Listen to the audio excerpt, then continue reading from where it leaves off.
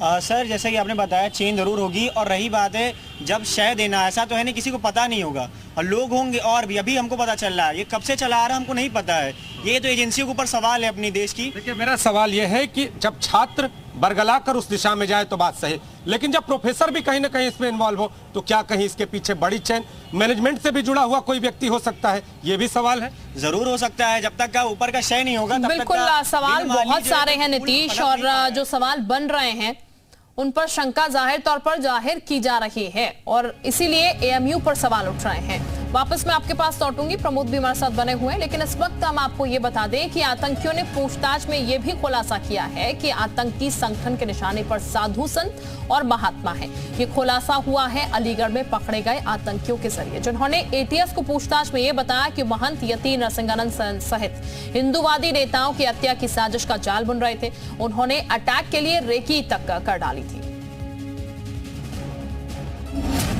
UP में ISIS पर बड़ा खुलासा, आतंकियों के निशाने पर हिंदूवादी नेता, जिहाद के नाम पर आतंकी प्लान, यति नरसिंहानंद को बम से उड़ाने का था प्लान।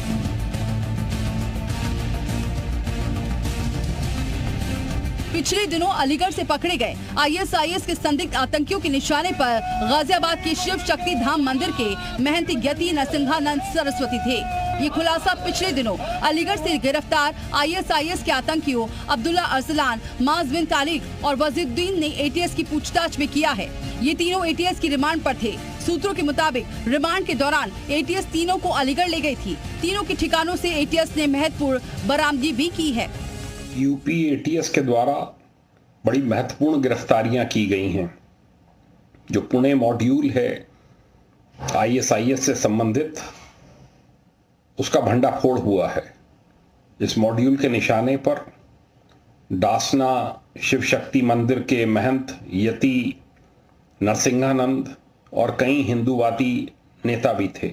इसके पहले की घटनाएं घटित होती, यूपी एटीएस ने इन घटनाओं को न सिर्फ रोका है, बल्कि पूरे मॉड्यूल के कई सदस्यों का पता चला है। तीनों ने पूछताछ में चौंकाने वाला खुलासा किया है। उनके निशाने पर नरसिंहानंद के अलावा कई हिंदूवादी नेता थे। उन्होंने उनकी रैकी भी की थी, लेकिन वारदात को अंजाम देने से पहले एटीएस ने उनको धर दबोचा।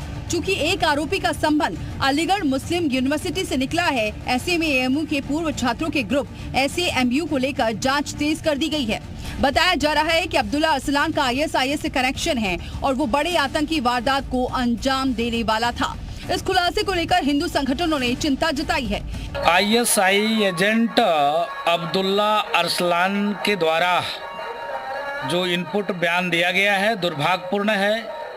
साधु संतों का और हिंदुत्ववादी नेता रडार पे वाकई में है। जिस प्रकार से इस्लामिक जिहादी, इस्लामिक आतंकवादी, हिंदुत्ववादी नेताओं को टारगेट किए रहते हैं, दुर्भाग्यपूर्ण है। जब तक ये देश सनातनी बहुसंख्यक हैं, हिंदू बहुसंख्यक है, तभी तक यह देश सेकुलर है। इससे पहले राजस्थान में कन्हैया लाल की हत्या में भी आईएसआईएस कनेक्शन की बात सामने आई थी।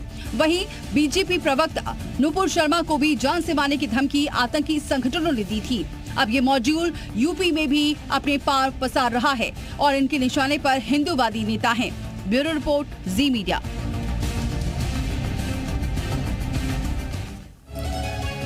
तो कई खुलासे हुए हैं, कई महात्मा साधु संत जो हैं इनके निशाने पर हैं, क्योंकि जो गिरफ्तारियां हुई हैं उसके बाद लगातार एटीएस पूछताछ कर रही है। हमारे साथ नीतीश भी इस वक्त बने। नीतीश का लखनऊ से हम जरूर कर लेते हैं।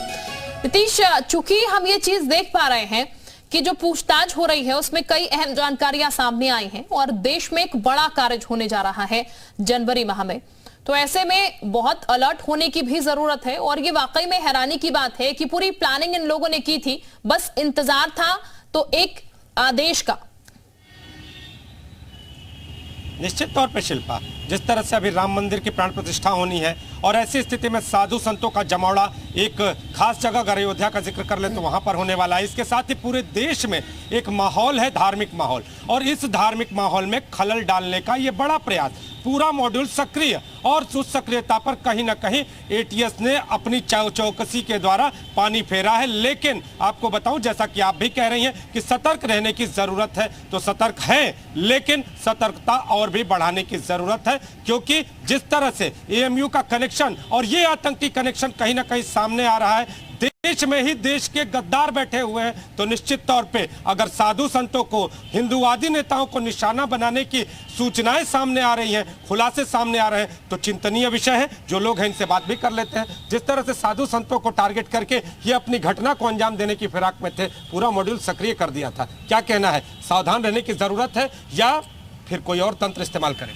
सावधान रहने की तो जरूरत है, परंतु आप देख रहे हैं कि जैसे सियासी माहौल चल रहा है, धार्मिक माहौल है, ये एक प्रोपेगेंडा होगा कि आप हिंदू मुस्लिम वाला विवाद क्रिएट करने वाला, और ये एक बहुत बड़ा तंत्र है। सावधान रहना चाहिए। पर ये बात है कि जो एटीएस ने जो कार्रवाई करी है, कहीं ना कहीं बहुत ज्यादा बेनिफिशियरी आगे आने वाले भविष्य के लिए या भविष्य में आने वाला एक खतरा टल गया है। यानी ऐसे भी सक्रिय हैं जो किसी भी तरह से माहौल को खराब करने का भी प्रयास कर सकते हैं, ऐसी घटनाओं को अंजाम देकर। जी बिल्कुल सक्रिय हैं, और बाकी ये बड़ी एक हमारे लिए दुविधा की बात है कि हम भारत जैसे देश में रह के जय श्री राम बोलने में भी हमको दिक्कत हो रही है, क्योंकि ऐसी अब तो दिक्कत नहीं हो रही, अब तो साधु संत और हिंदुवादी सब तैयार हैं। तो आप एएमयू में बोल के दिखाइए। अगर ऐसी बात है, अभी एक बच्चे का वीडियो वायरल हुआ था जिसने मंच पे जय श्री राम बोल दिया था, उसके खिलाफ कार्रवाई हुई थी। ये देखिए, ये ऐसे जो मुद्दे हैं ना, ये स्पेसिफिकली पॉइंट किए जाते हैं ताकि जो माहौल है वो बिगाड़ सके देश का, क्योंकि अभी राम मंदिर जनवरी में जो राम मंदिर का एक तरह से शिलान्यास होने वाला है, मतलब प्राण प्रतिष्ठा होने वाली है, उस समय देश का माहौल खराब किया जा सके और ऐसे और युवाओं को ये सब दिखा के बरगलाया जा सके। यानी चौकसी बढ़ाने की जरूरत है, और एटीएस के साथ जो अन्य संगठन है, जो सुरक्षा संगठन है, उनको और भी ध्यान देने की जरूरत है। लेकिन कहीं ना कहीं एएमयू में कुछ तो है। जी बिल्कुल, अगर इस तरह का माहौल चलता रहा तो आने वाले कुछ टाइम में विद्यार्थी जो है अपना कलम और किताब छोड़कर हाथ में बम और पिस्तौल लेके निकल पड़ेंगे सड़कों पे। और उस वक्त हमारे साथ सतीश जी जुड़ चुके हैं, सांसद है अलीगढ़ के। बहुत स्वागत सतीश जी आपका। सतीश जी, एएमयू की अगर बात की जाए, जिस तरीके की गतिविधियां एएमयू से सामने निकल के आ रही हैं, सवाल हम यही कर रहे हैं कि आखिर क्यों आतंक का गढ़ इसे सर ना कहा जाए। आगे के लिए सर क्या पैमाने होंगे, आगे के लिए कितनी सख्ती जो है बढ़ती जाएगी, क्योंकि हाल फिलहाल जो एटीएस की तरफ से सूचनाएं सामने आ रही हैं वो बहुत बेहतर नहीं है। देखिए मैडम, यूनिवर्सिटी में तो यूनिवर्सिटी की स्थिति रही है, हमेशा ये देश विरोधी ताकतों को पनाह देते रही। जिस तरह से पहले एक आतंकवादी मरा था बवानी, वो भी अलीगढ़ मुस्लिम यूनिवर्सिटी का था। अब भी एटीएस के द्वारा जो बच्चे पकड़े हैं वो भी यहीं से यूनिवर्सिटी में शिक्षा प्राप्त की है उन्होंने।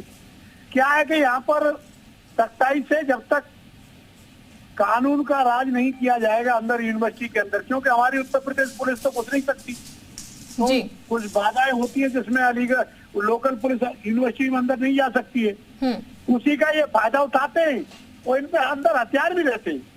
ये कारण क्या है, ये जो बच्चे लगातार शिक्षा प्राप्त करने नहीं, कुछ तत्व ऐसे हैं जो परमानेंट केवल देश विरोधी ताकतों को पनाह देने के लिए कुछ एक ग्रुप बन गया है यहाँ पर, जो कि इस तरह की हरकतों में ये रहते हैं।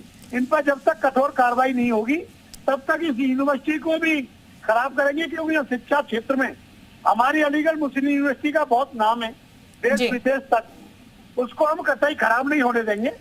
जो भी इस तरह की प्रकृति के लोग हैं, इस तरह के शरारती तत्व है, उस पर कठोर कार्रवाई की भी जा रही है। और जो एटीएस ने कार्य किया वो सराहना कार्य किया है, कम से कम ऐसे स्टूडेंटों को पकड़ा है। बिल्कुल सतीश जी, सराहनीय कार्य। उम्मीद यही कि एक बड़ा कार्य देश में होने जा रहा है, उससे पहले सतर्कता तो बढ़ती जा रही है, लेकिन और स्ट्रिक्टनेस शायद होने की जरूरत है ताकि किसी भी तरीके से कोई ऐसी अप्रिय घटना ना हो जो बाद में बड़ी बन जाए।